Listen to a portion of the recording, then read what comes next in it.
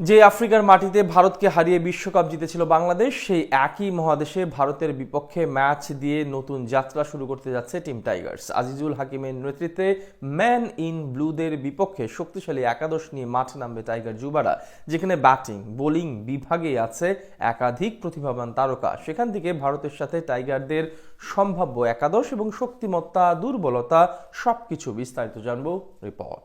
সময়টা 2020 দক্ষিণ আফ্রিকার মাটিতে ভারতকে হারিয়ে সেই উল্লাসের কথা নিশ্চয়ই এখনো কেউ ভুলে যাননি। বাঘের গর্জনে প্রথমবার বিশ্ব কেঁপেছিল সেদিন, প্রথমবার বৈশ্বিক শিরোপা উঁচিয়ে ধরেছিল লাল সবুজের প্রতিনিধিরা। সময় পেরিয়েছে প্রায় 5 বছর।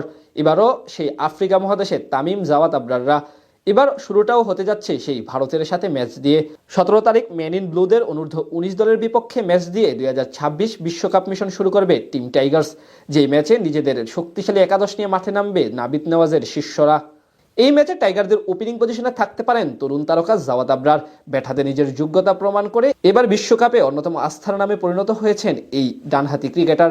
লিস্ট এ ক্রিকেটে মাত্র 10 ম্যাচে 330 রান করা এই ব্যাটার গেল বছর যুব পর্যায়ে ছিলেন সর্বোচ্চ রানের মালিক। 25 ইনিংসে করেছিলেন 977 রান, গড় ছিল প্রায় 42 ইনিংস প্রতি। তার সাথে থাকতে পারেন আরেক তরুণ প্রতিভাবান রিফাত বেগ। দীর্ঘদিন ধরেই এই জুটি একসাথে খেলছেন। 3 নম্বরে অধিনায়ক আজিজুল হাকিম তামিম। জাওয়াত আবরারের পর এই স্কোয়াডে সবচেয়ে প্রতিভাবান ধরা হচ্ছে তাকে। সবশেষ বছর 28 ম্যাচে 879 রান করেছিলেন তিনি, 5টি অর্ধশতক ও 1টি সেঞ্চুরির সাহায্যে। মিডল অর্ডারের সবচেয়ে বড় নাম কালাম সিদ্দিকী এলিন।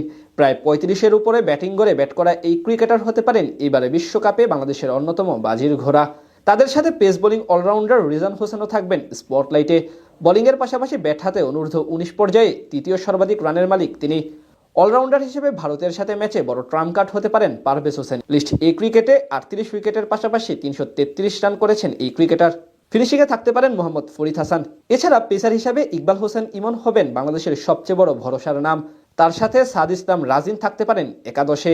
সব মিলিয়ে বলা চলে বেশ ব্যালেন্স একাদশ নিয়ে মাঠে নামবে বাংলাদেশ, যারা কিনা ভারতকে চ্যালেঞ্জ জানানোর সক্ষমতা রাখেন।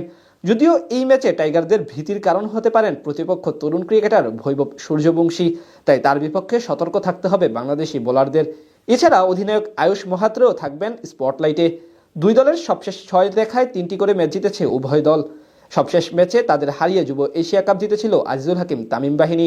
এবার বিশ্বকাপে বি গ্রুপে আছে বাংলাদেশ অনূর্ধ্ব-19 দল।